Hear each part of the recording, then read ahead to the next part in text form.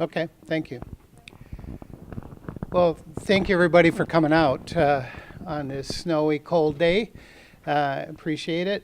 I'm Lynn Munson. I'm with Dreammaker Bath and Kitchen here in St. Louis Park. We've been here for 22 years. We're a design build remodeling company that specializes in kitchen and bath remodeling. And unlike a lot of remodelers who only do kind of one thing, we have a wide range of options to choose from, and that's what we're going to talk about today. It's just, I want to go through a series of simple ways you can just fix up your kitchen very inexpensively, and progressively through a series of examples where it's more expansive remodeling to total remodels. So hopefully you'll see a wide range of things, and there might be something in here that would work for your particular project. So I'm going to go through a series of before and after photos. So we're going to talk about, I'm just going to throw out a lot of ideas. And if you have a question while we're going through, please shout out and let's answer that. I'll try and have some time at the end for additional questions as well, but it's pretty casual. So let's start there.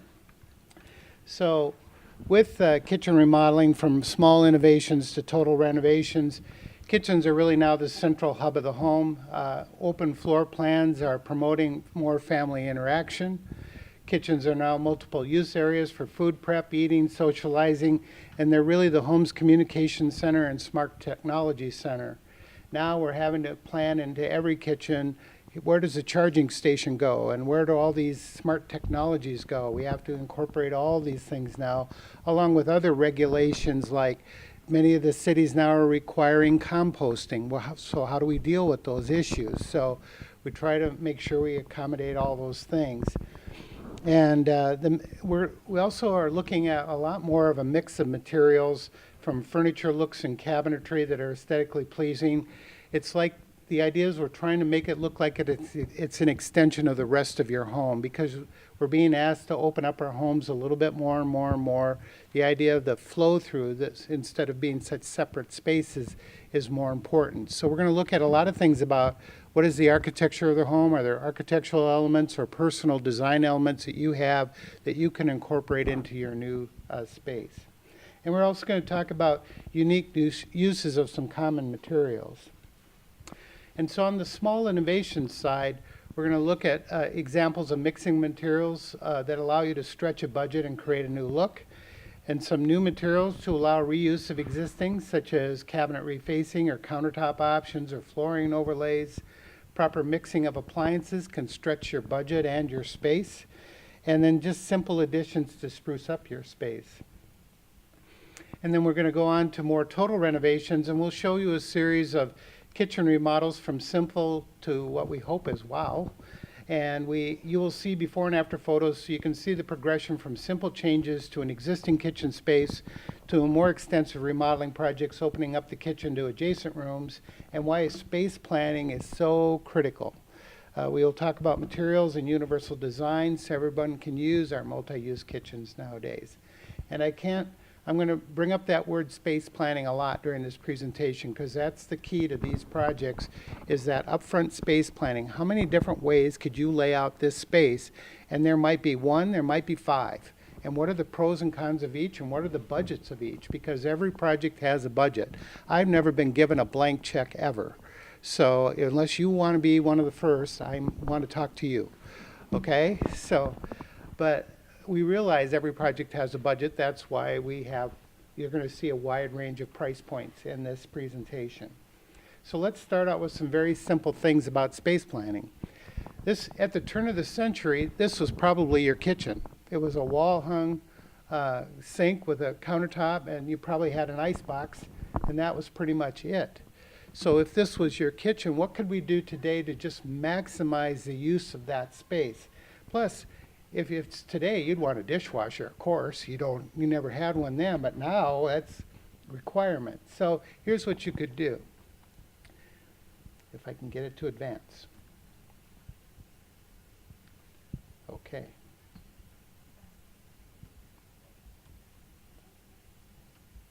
Come on. Here's my problem.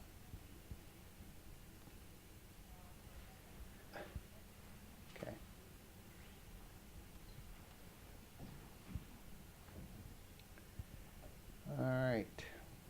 much for technology. There we go. Okay, so you could take that same space, put an apron front sink in there to give you the character of what the old house would have been. To the right of it, that's an 18-inch wide dishwasher. Now, most of what you're used to seeing is a 24-inch standard wide dishwasher, but these are now available. You don't get a lot in there, you're going to use them a lot, but it creates the convenience. Then you could add cabinetry below with rollouts in it, and you could add the wall cabinets and storage above, but still keep it in character of that older home. And this is what I'm talking about with space planning and how you utilize space to its most efficiency. This is a very common kitchen that was done probably in the 70s. This pickled maple look was very prevalent there for a while, along with the laminate countertops. There wasn't anything really bad about this kitchen as far as the function or the flow of it. It was just the aesthetics of the look. So this is a great candidate for cabinet refacing and rework. So what we did here is in this kitchen, we're going to reface it. Now this client wanted a much more contemporary look. The rest of their house, they had gone through and remodeled it and made it much more contemporary. So now we wanted to bring this into that contemporary style. So here's an example of refacing. And you can mix materials in refacing. These are actually, on the top are white laminated cabinets in a gloss, and then the bottom cabinets are a textured melamine material, which is like a laminate, but it looks like a dark wood grain. And then we just replace the countertops. And on the left, that darker countertop on the back wall is a quartz countertop, and the one right in front of you there with the speckles in it, that's done out of recycled glass.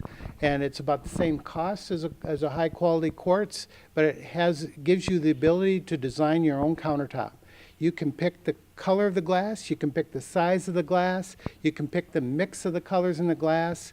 It's amazing what you can do with that product, and the durability of it is just like a quartz countertop as well. We have a display in our showroom that's got brown and blue and grays in it, and the blues are from Sky vodka bottles, and the browns are from beer bottles. So there was a lot of drinking that went into that particular countertop. And then you pick the background color. It's just a paint, so you pick the color of it too, and you can mix that any way you want to. We just did a tabletop that way, and we used mother of pearl in the mix, and it was absolutely gorgeous because the light hit it, and it bounced off the mother of pearl, and it was really pretty. Yes, ma'am? Now, when you say reface the cabinets, did you completely take the doors off and replace the doors? Yeah, when you talk about refacing, in this particular case, these were frameless cabinets, so there's no face frame around it. So we just took the doors off, put new doors on, and put doors on the sides to cover the side panels. Very simple and easy to do. By doing that, we also changed the hinges and the hardware so everything worked better. We can also fix up the drawer systems and update those if you want. So you can take it as far as you want to. There is kind of a tipping point though. When you get to refacing, if you just do the doors and drawers and new hardware, then that's a cost savings. But as you start to do all the interiors and all new drawer systems and all that, it's getting really quickly to a point where you could almost have new cabinetry. So when you factor in the labor aspects of it. So there's pros and cons both ways. So, and then this is that same project from another view, and then this is the after. And this is that where I was talking about that recycled glass, and we actually cut drain slots in it, so you could use it like a drain board. So you can be pretty creative with this stuff. Now this is we work in a lot of different types of projects. This is a small little townhome, and like all small little townhomes, they're usually built pretty inexpensively. Very dark oak cabinets, because that was probably the cheapest thing out there at the time.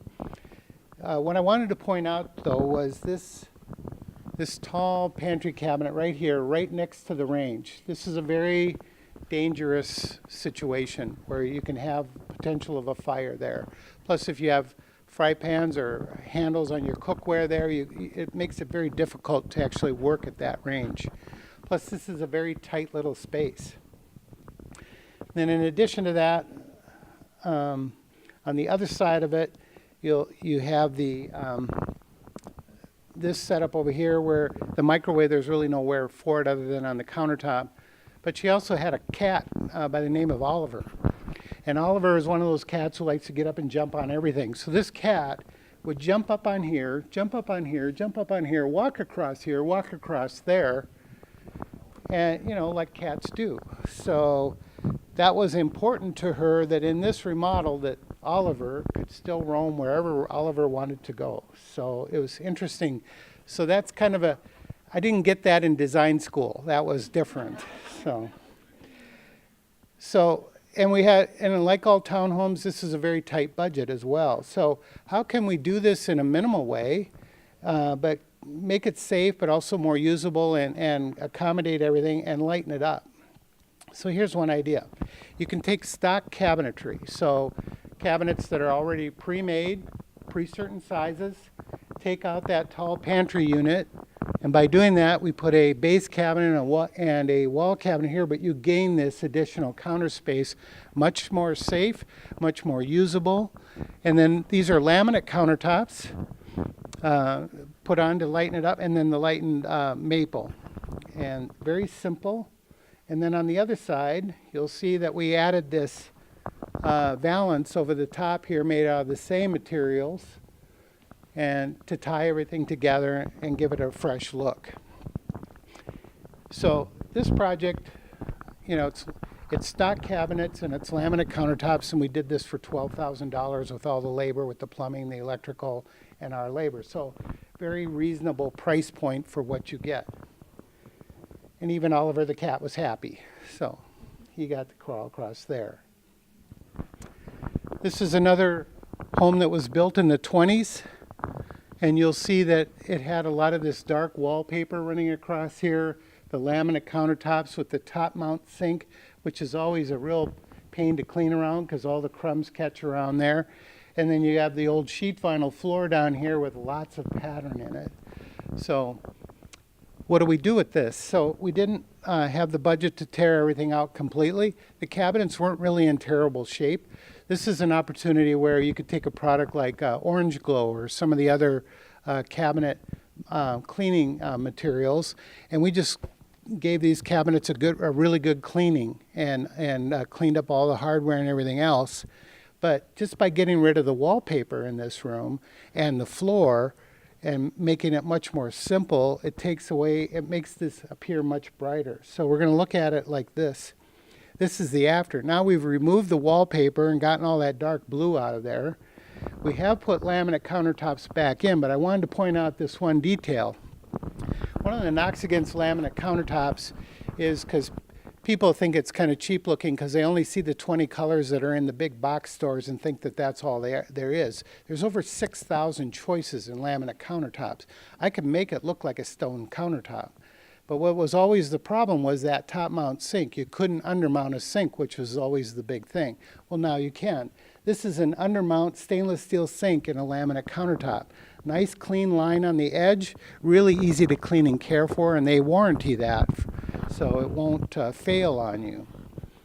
And then the other thing, because this is an older house, and through the rest of the house was gorgeous hardwood floors. But remember that kind of ugly sheet vinyl that was there before. Well, we want to carry this element of the old style of the house, but in something more up to date, and that isn't quite so dated looking. So by doing something like this on the floor, this is a product called Marmoleum from a company called Forbo. And it's made out of all natural materials. This is linseed oil and flax, but this is actually rated commercially for wear. You'll see this, if you go down to Park Nicollet Hospital, this is in the hospital corridors, this product. They make a couple different versions of this. This one is actually planks that are 1 foot by 3 foot. They click together and they can float right over the existing floor. So you don't even have to tear the old floor up. So if you've got an old tile floor or some problem or asbestos tile, instead of having to remove it, you can put these kinds of products right over to the top of it. And what's unique about this, unlike sheet vinyl and LVTs and other things like that, is this material actually relaxes and grows together. So even though these are individual planks, the seams, you can't even feel the seams in them after they've relaxed and tightened up. And it's a very easy care, and it has this beautiful all over pattern. It doesn't really give it a dated look whatsoever, so it goes with many things. And if you pull the warm browns out of it, like you see in the warmth of the wood cabinets there, when it meets the warm wood floors in the other room, it makes a nice segue to that nice clean look. And it doesn't give it a dated style at all. So you don't know when this was done. This could have been here for 20 years. So just different products and how you use them. We walked into this one. There was the exposed brick on the outside wall. You'll see the refrigerator was sitting right in the middle of the room here. And then you just had a little L-shaped area right here. Now this was a redundant stairway. There were two entrances to that back stair. And they never used this one. It was just there. Nobody could ever figure out what to do with it. Well, this is what we talk about when we talk about space planning. What are the best uses of space? So one way to do this is let's use, because we're not using it from this side of the room, let's put the refrigerator back in that recess. That allows us to update this, and then that allows us to put an island in the room and give it a fresh update. They wanted a very retro look, so that's what we gave them, and painted the walls, and even just the one accent wall of color. Doesn't that make you want to go in there and have a meal? Some of that is color theory too. That's why the red is there. If you ever go into fast food restaurants, you'll see a lot of red. You know why? Because it stimulates your glands so that you feel hungrier. There's color science behind that. So that's what we did here. This is another little townhome. They're all built, all closed off. This idea of just doing very simple updates where you just open it up so you can now have interaction between the rooms like that. And it's a pretty simple remodel. We just took that soffit out, but you'll notice what we did was we dropped this soffit up here so that we didn't have to touch the ceiling. This was popcorn ceiling all the way through the whole entire unit. Where do you stop and start? So when you have a soffit like that, if you drop it down, you can flat tape it to there and you don't have to disturb the ceiling. Big cost savings, and we could get the lights in there too. And that really opened that up. And then many homes have soffits. This is a really good example of the old style soffits, and then they had the little gallery rail on top of the cabinets there. You know, we'd all maybe like to tear those soffits out and gain that space to go up to the ceiling, but remember that's at 8 foot tall. Most of us are going to have to get up on a ladder or something to get at it anyway. But the idea of keeping the soffit doesn't fit right either, but you can mask it. So you can go right over the soffit to make it look and feel like it's part of the kitchen like this. And you'll see you take the same materials as the cabinets, just wrap over it with moldings, and that doesn't have to cost very much to do at all versus the cost of removing soffits, which usually there's something in there for a reason. There's usually electrical or some kind of piping in there that may prevent you from even wanting to remove them.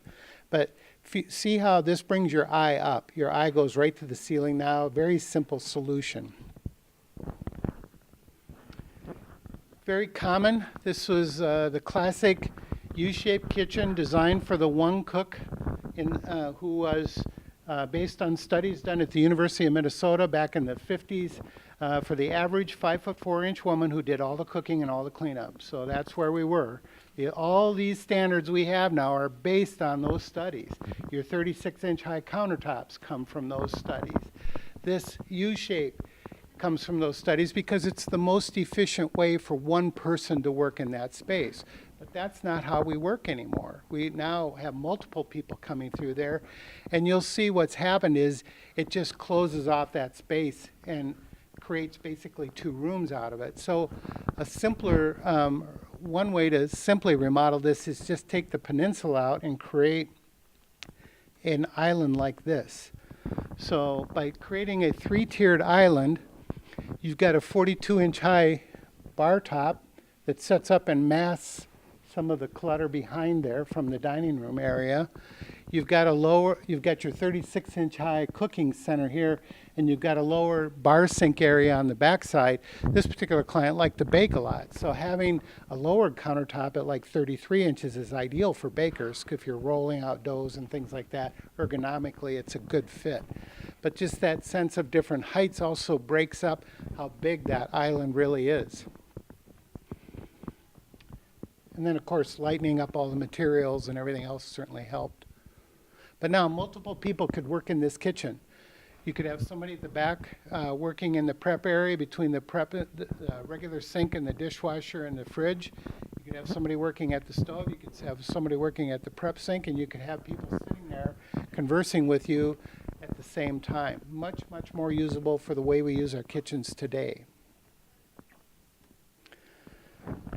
Again, another U-shaped kitchen, slightly bigger. What was interesting was you had your fridge, you had your range, you have your sink, you have all this set up. You have the really ugly fluorescent lights that we'll fix. But notice this table in front. She had the table and chair set. Very 1950s vibe to it, and she really wanted to keep that kind of a look and feel to this kitchen. So how do we do that with this dark oak? Well, one option is to open it up a little bit, and also by changing materials. And we talked earlier about mixing materials. This is one good way to do it to make the room feel much, much bigger. The base cabinets are done in a laminate material in a dark gray, and then the white going up pulls your eye right up. And the improvement to the lights, these are actually LED lights with that chrome ring around it to give it a bit of a retro feel. But the LED lighting is really excellent. And we can get them in color-corrected bulbs now, so your skin tones and the meats and things you work with all look good under that lighting. But one thing I wanted to point out here was also we were looking at it from a standpoint of function. And if you look at this kitchen before, it's a tiny little window here, the sink was here. There just wasn't enough room here for a dishwasher. The dishwasher was here, so when the door came down, it's really cut up half the room. So this is, again, what space planning is about. You've got about 6 inches of space here that we could utilize. So by just putting a small extension on that soffit, moving those cabinets over 6 inches, we could accommodate the dishwasher right next to the sink like that, and just moved it out enough to make that work. That also allowed us the opportunity to make the window a little bit bigger, which let more light into the room as well. Now this particular client was 5'1". So again, we're talking about those studies that were based on the average 5'4" woman, well, 5'1", but she wanted everything to be fairly standard size. So how do we accommodate that person and make it easier for her? In addition to that, she had 2 young boys, one who really liked to be in the kitchen helping mom. So while that opportunity is there, let's take advantage of it and make it easy for the young man to help mom in the kitchen. So here's one way you can do that. You can add these little pull-out toe kick, which are basically steps. And that makes it easier for mom, that gets her up 4 more inches and makes it easier for her to reach things, and also the little boy can help her. And then they just slide back underneath when you're done with them. And there they are working in the kitchen together. So. And then this is the other side of that room. Again, it's about space planning, where you move things. You'll see that closet there on the right. When you opened up the door, there were just some fixed shelves in there where they just threw the rest of their pantry goods and things like that. Well, there's a great opportunity to utilize that space. And on the left was a row of tall pantry units that were about 15 inches deep. So by building in the microwave into this space, it gets it off the counters, it makes it easy to use. And then these are rollouts inside here and shelves above. And then we just reface that pantry with something, again, we wanted that more retro look. So this is an acrylic door that looks like wired blue material, like metal, but it's very simple to do. So it just gives a different character to the room and how you can mix materials. So when we walked into this home, this was built in the 30s, had some classic built-in materials. You'll see that display cabinet, which they wanted to keep. And then you'll see that really beautiful walnut piece that they had gotten on some of their travels. So, and a really good-looking oak floor that was original. So we wanted to keep that.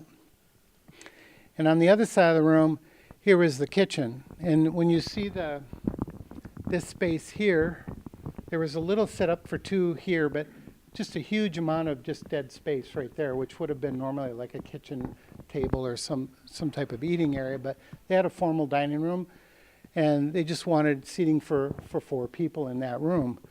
And then you'll see, because everything is white in here, when you have like big stainless steel appliances like that, and the big rage now is to do everything in a white kitchen, well, you'll see how that stainless steel just looks like a big tin can in the middle of the room. So how can we, make that kind of recess in? It actually makes it more prominent. So there's different ways to mix materials here. And then also, that's what that looked like before, where you had the pantries on each side. But by changing where you put materials, here we wanted to mask they wanted to add double oven microwave over here, so we put a darker material around it, and you'll see how by adding the darker material around the stainless steel, that helps that stainless steel kind of recede into the wall, and then it's still framed in the white cabinets.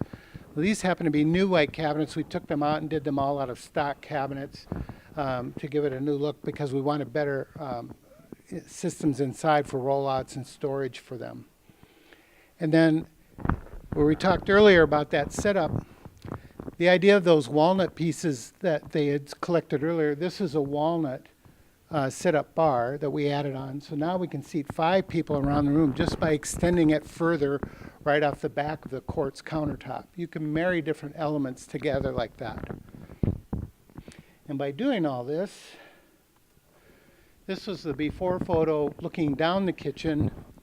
There was a sink on the corner on an angle. The dishwasher was here. When this door opened up, you couldn't even stand there and work at it. It's just totally impractical. And right next to it is the range right up against the wall. Again, kind of a dangerous situation. So again, with just good space planning, we just turned the sink around to the other window and faced it. And now the sink is here. The dishwasher is here right next to it, so very easy to get at it. And that allowed us to create the whole back wall as the cooking wall. And then that we could put that piece of stone up on the wall. That's a piece of onyx that's 3/8 of an inch thick. It's all one panel. There's no grout in there whatsoever. It's just one piece of stone, and it's actually cheaper to do that than to tile the wall. And yet it's beautiful stone, and it creates a focal point in the room. This project was around $30,000. Just quite often, I've been doing these seminars at this show for a number of years, and one of the comments we always get, because I'm going to ask you at the end to fill out those little comment cards, is, well, how come you're only showing you really expensive stuff? Well, I've shown you a $12,000 kitchen. This is a $30,000 kitchen, and we're going to go up further, but I'm showing you a wide range of things. So, yes, ma'am. Pardon? In the floor, yes. We because we had to patch that corner, so we patched the corner. We resanded that, and so lighten it up a little bit. And there's that close up of that backsplash.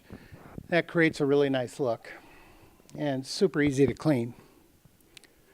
And there's that shot looking out to the kitchen now at the sink area, and then with the sit-up bar area. Another common request is just to open up the formal dining room and into the kitchen.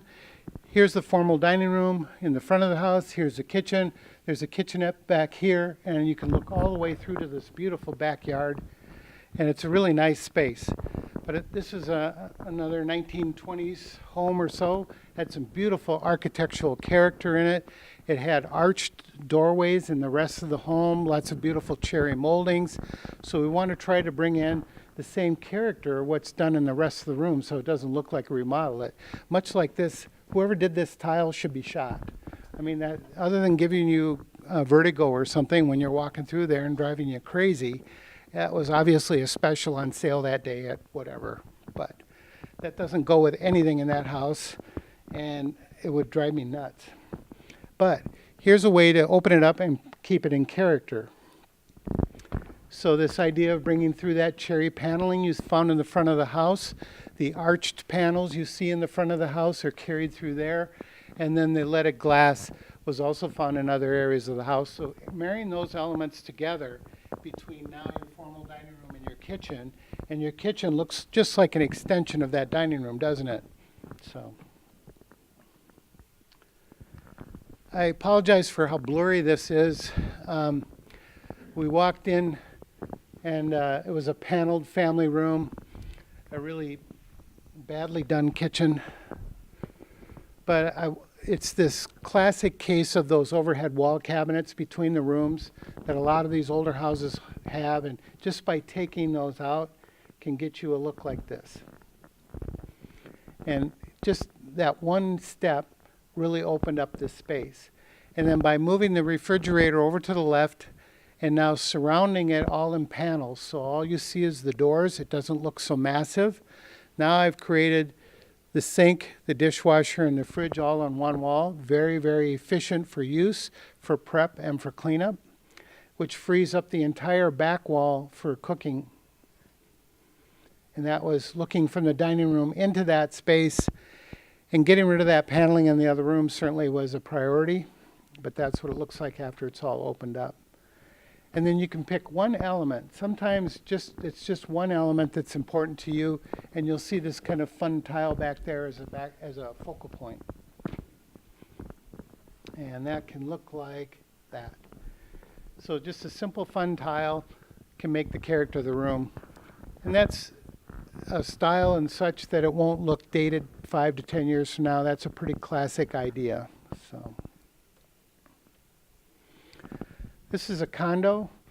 We work in a lot of condominiums, and this had the old ceiling where it was, you'll see the ceiling with the fluorescent strips in them, and they actually had 2 wing walls here, and then these are bifold doors. The idea was to be able to close that kitchen off completely. Now, I don't know why you'd want to do that in a condo when they were built that way, but they were. These were built back actually in the late 70s, which was a surprise that it was that, and it was really dark materials. So first of all, we want to solve the lighting problem. We want to open it up so it feels like it's part of the character of the rest of the house. And she had very contemporary style that we had to marry with the existing parquet wood floors. So you'll see the beautiful parquet on the floor. That was carried right into that kitchen.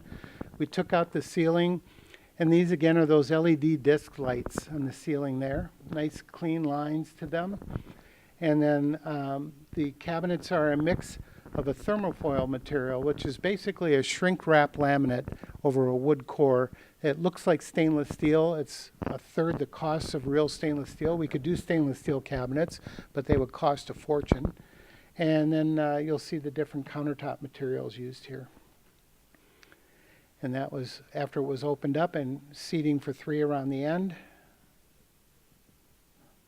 And there's from looking inside the kitchen, looking out, and how it opened up into the rest of the house.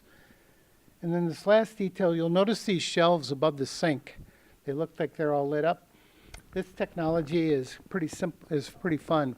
This is an aluminum frame with an acrylic panel in it, and it's lined all the way around the edges with LED little lights, so that it's a shelf that lights down right over your sink and lights up on both ways. So a simple detail like that can really make it much more practical to use that area. Another home built, I think 1925, I believe, is when this was done. Very common. You would see the farmhouse sink. They stuck a dishwasher in there at some point, and the range is sitting out in the middle of the room. In the very back corner here was just a little kitchenette table. And then coming around to the left side, that was some really nicely done built-ins on the left side wall there. And then the doorway goes to the back entry. So you've got a doorway coming in from the back entry, but a wall separating that space, which cuts that whole end of the room right in half. So just by removing one wall, taking this wall out right here, it still allows the entry point, but now you open up the entire space. And that gives you all kinds of possibilities. And by doing that, then we can move that refrigerator out of what is more towards the dining room side and move it into the end. So just by removing that wall, you see how this opens up that space. And then we moved the fridge from here down to here and encapsulated it. Now the sink and dishwasher are here, and that creates this entire wall for cooking and microwave. This door flips up, and there's a microwave right behind there. So you can hide them too, you know. So but they had this beautiful oak wood floor through the house, so that was carried through and stained the same way. So that's that tying element that ties it into the rest of the home. And remember, in that first, there was a little table in the back for 2 people. So that you go, well, do we have to give that up? Well, there is a dining room out front, but we still maintain the seating for 2. This was the original back entry coming up the back stairs. That's what you would have looked at before. Now we've removed that wall, and now that's what it looks like. You look straight ahead into the refrigerator, but it allowed us to do this little hangover seat area for 2 people. So that's what good space planning will do for you. Let's see. This kitchen, again, it's a half and half kitchen. It's this idea of the sort of the modified almost U shape. It's a very tight little peninsula. And then when you go around to the other side of the room, here's the other half of the room that would have had a table in it. And then you see on the other side is actually the formal dining room. So somewhat redundant in how you use the space. But for right now, it's a lot of wasted space in how it could be better utilized. So the idea of just opening up a portion of this wall right here, like from here to here, would allow you to integrate your interaction with people in the dining room. You could use the dining room every day, and then that would allow you to essentially double your kitchen in the same space. And it can look like this. So that's the idea of after the wall's opened up. And then as you come around the corner, now it allows you to put the sink now under this window instead. We just slid it down the wall about 4 feet, put it under the other window, and now that interaction space between the dining room where your guests might be and your kitchen area is much easier, and you're not having your back to them. And then the other end of the room is just done like this, and that allowed us to put the refrigerator there and build it in.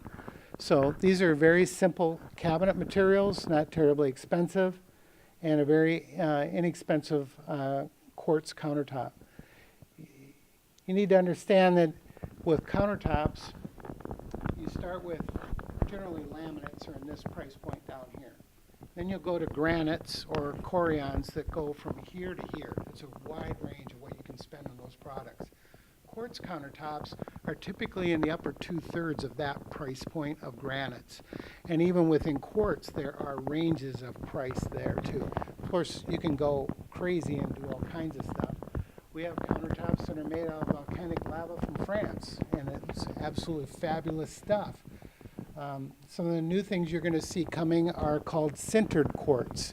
And what that is it's a quartz countertop, but it's made under heat and pressure at 2,500 degrees.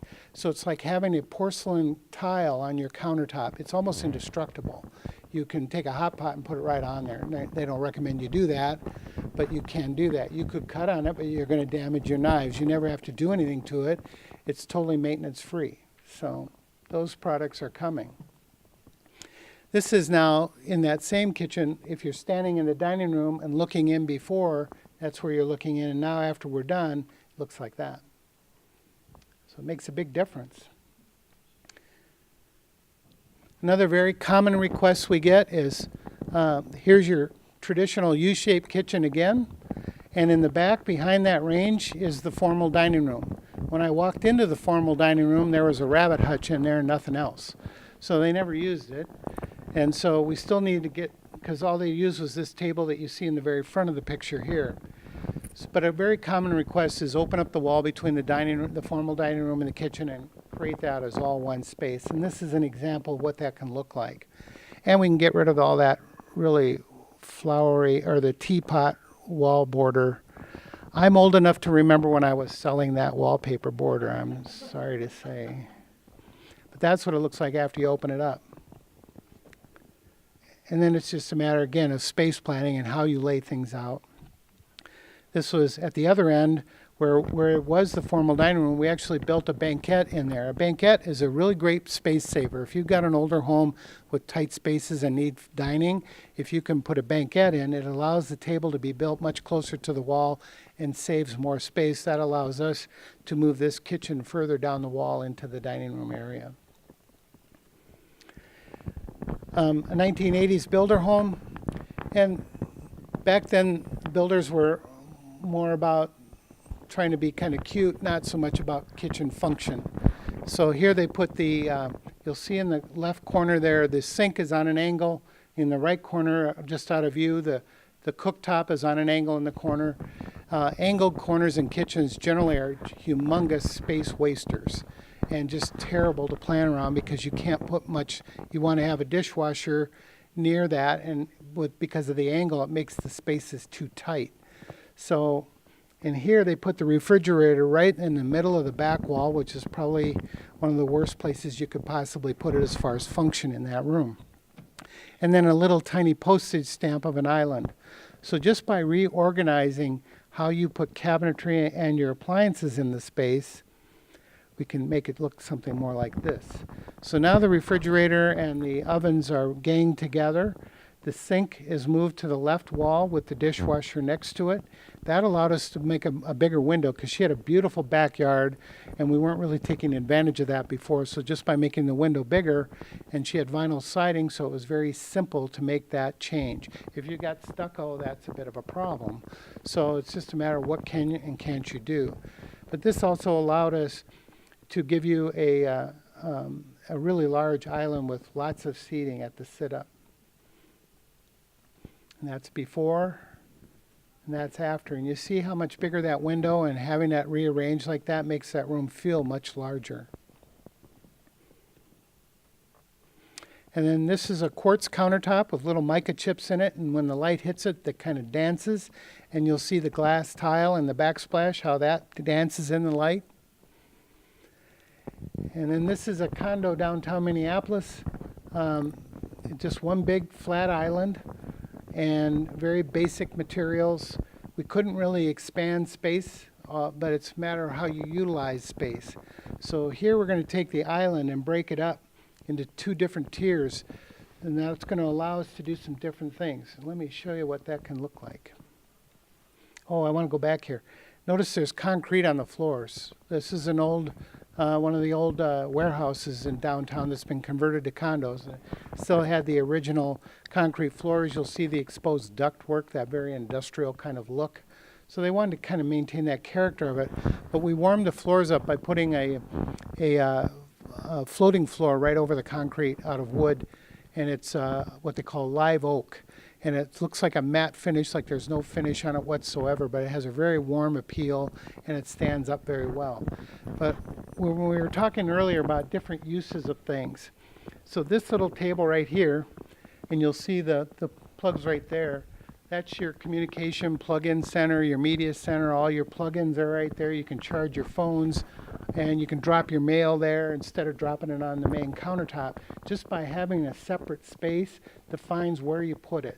So instead of having the mail scattered all over the countertop, now it's all right here and stored down in here. So it's just kind of forcing us to have better habits and how that works. Now by putting the main prep area back here, but then raising this back section up, it gives you two things. It creates basically what amounts to a traffic cop.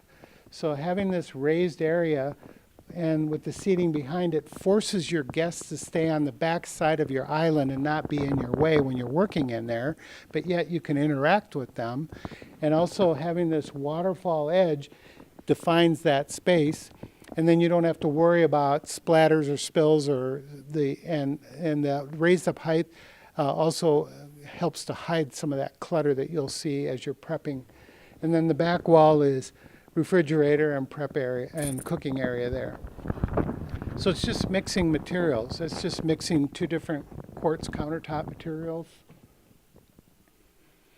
You'll see here we've mixed different cabinetry materials. These are aluminum doors to kind of play off the stainless steel here and then wrapped around the detail of the backsplash. And I want to show you a close-up of that. A couple things going on here. This is made out of marble and mirror, which pull up the materials that you'll see there. You'll see the LED lights underneath that are hidden, and then the countertop comes up about an inch, And then right there is a what they call a plug mold strip that has an outlet every 6 inches or so along there. So it solves some of that basic prep area and gets it up. But it's a cardinal sin to have an absolutely gorgeous, expensive backsplash tile like that, and here's an outlet right in the middle of it. So there's some aesthetics to these things too, but by doing the plug mold strip there, it solves those problems. This is a condo out in Minnetonka here, actually. And these folks like color. They had a really gorgeous art collection that they wanted to show off. But this kitchen was all closed off, and it was all basic white. And they found this granite. They had gone granite shopping on their own. They said, boy, we love that granite. We want you to use that everywhere, any way you can. So we pulled the colors out of that and painted the front and used the granite there. But now by warming up all the materials in the back, you'll see that mix of the white and the warmer wood. This was the shot before, standing in the kitchen looking out. That little island in the center there is a postage stamp. It's nothing but a hip buster as you walk around there. So by getting rid of that and reorganizing how we work the kitchen, it works much better. So here's the shot afterwards, and after we've opened up the walls too. Now you can see the view all the way out, and really warmed it up. This is the other side. There was that dead corner where it would have been normally a little table and chairs that they never used. So we utilized that as storage.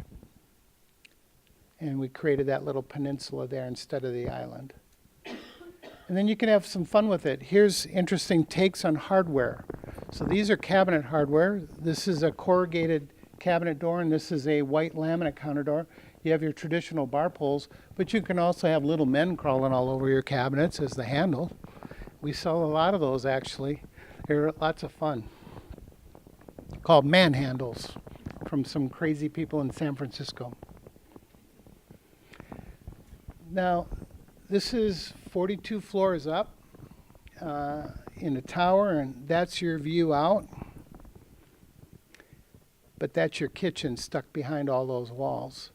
So the challenge here was, how do we make this kitchen more open? And because this is a condominium, you have a lot of restrictions on where you can move things. You can't move much, and even many of these walls have restrictions on them. So, but we were able to figure out a way to open it up like this, and you'll see here little parts right here. There's a piece of artwork right here, and there's a piece of artwork right here that were really important to them. And this is what we were talking about at the beginning of this presentation, about making it personal to you and things that are important to you. So we took the color schemes out of those two pieces of artwork, and they're in this rug, they're in these pillows. Everything else is very neutral, and yet the kitchen is a very classic, kind of a dark menswear kind of look. But a nice mix of materials.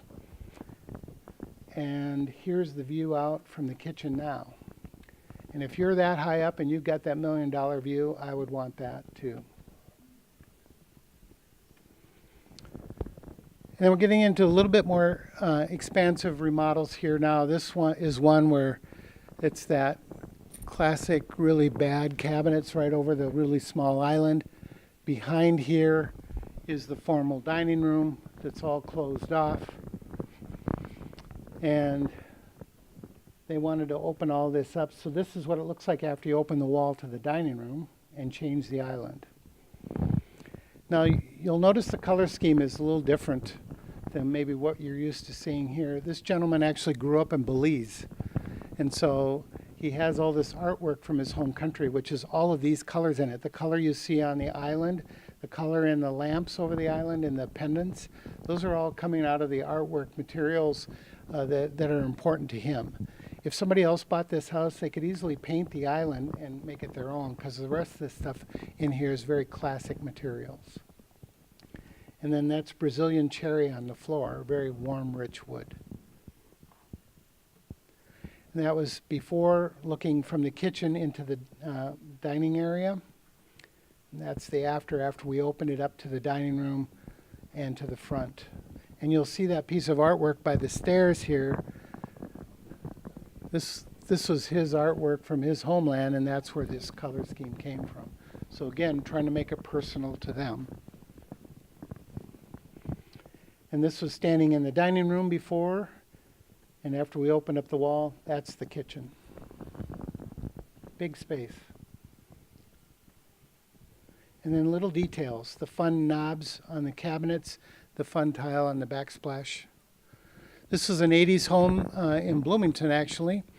And what was inspiring here was they said, we just absolutely love this old table and that piece of art.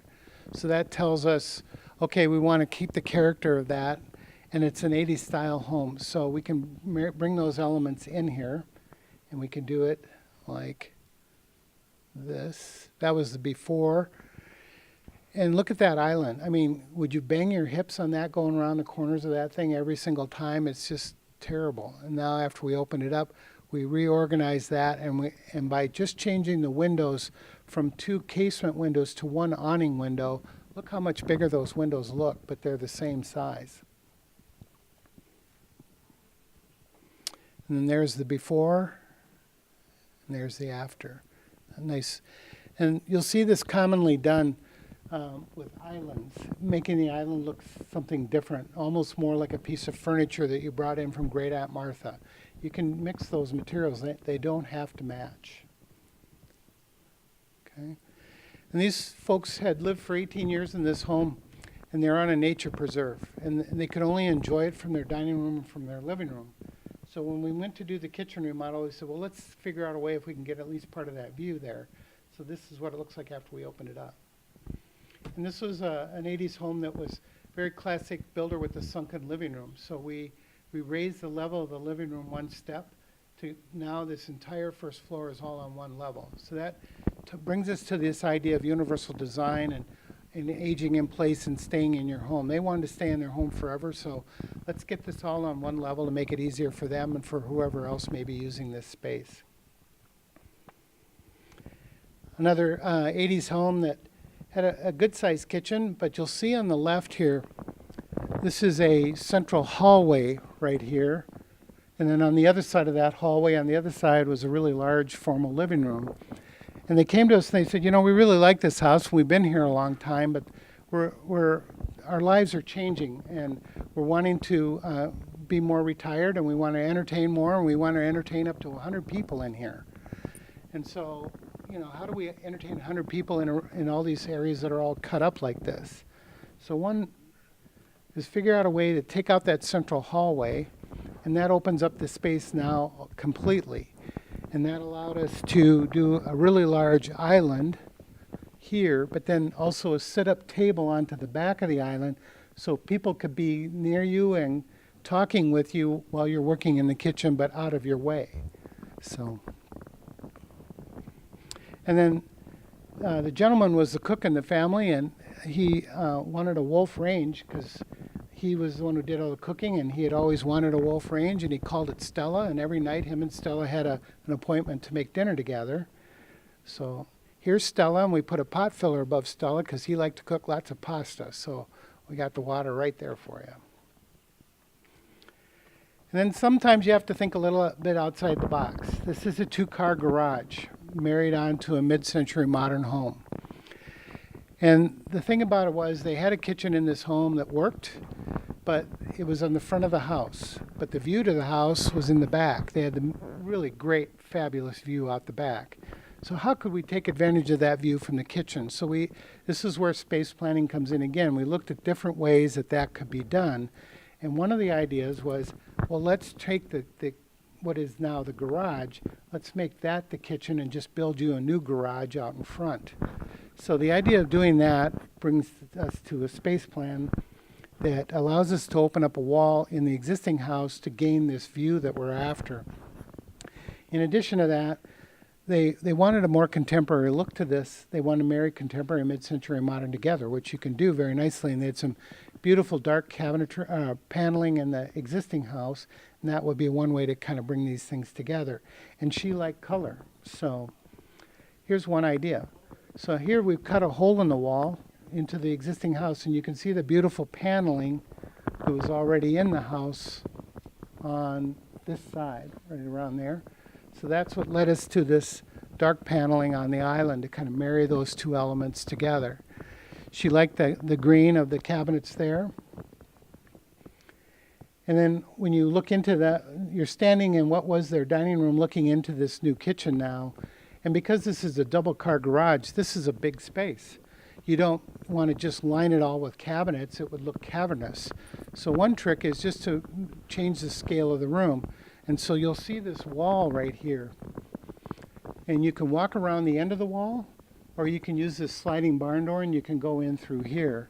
And behind that wall, there's a mechanical room, which was needed, but there's also the hard working part of the kitchen. Here's a pantry built in the back. She can store all of it. She's got a lot of contraptions, lots of mixtures, lots of materials. And with a fun wallpaper, you can dress that up and not have to put everything away. And there's a working kitchen, and out front is more display. But there's the view out now, and that's the reason why you do a project like this. So, and there's a good shot before and after. And that's all I have. Thank you very much. I'd be happy to answer any questions.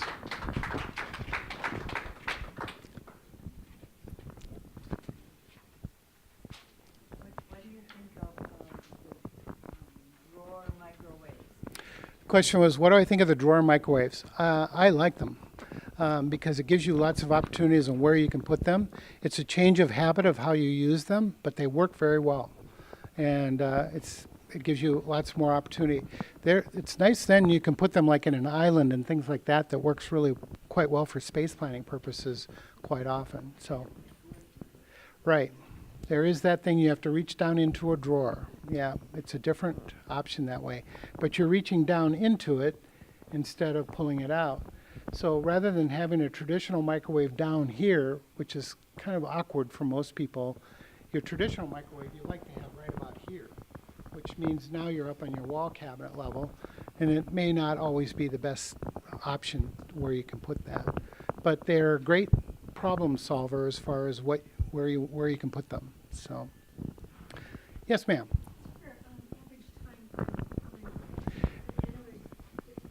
Yeah, average time frame for a remodel can vary a lot depending on the size and scale and what the materials are too. But typically, in a process, you're going to spend a certain amount of time in design up front. In our process, we spend 4 to 6 weeks with you in the design work to get the design right and to get the pricing done. So at the end of that process, we'll put it on a computer like they do on HGTV. We'll show you what it's going to look like. We'll have picked all the materials, and we'll have priced all the labor exact. So at the end of that process, you'd have a guaranteed price to do this project with these materials. But then you've got ordering time on materials. So depending on what you order, if it's a design build remodeler like us, we like to bring everything into our warehouse and have it ready to go before we come and rip your kitchen apart. We'd like to make sure everything's there and ready to go. So we generally allow 4 to 6 weeks up front in design, month and a half, another month to order materials, and then when we actually start work, if it's a fairly simple remodel, and depending on what the countertops are, if it's laminate, it can go quicker. If it's quartz or stone or something like that, that usually adds about a week to a week and a half to the project. But probably allow 4 to 6 weeks is a pretty good idea. You can get 8 to 10 if it gets very involved. So, because you also have to do things with inspections and mechanicals and electrical and plumbing. Practically every kitchen we do, we're redoing the lighting. We have to update the electrical. Codes have changed a lot in the last 2 to 3 years, so you've got arc fault protection you have to add now. The electrical bills are usually quite big, so it gives you an idea. If any of you have other questions, we have a booth in booth number 74 downstairs. Feel free to stop by. I have my cards and flyers on the back there. Feel free to take those. And thank you for coming out today. Appreciate it.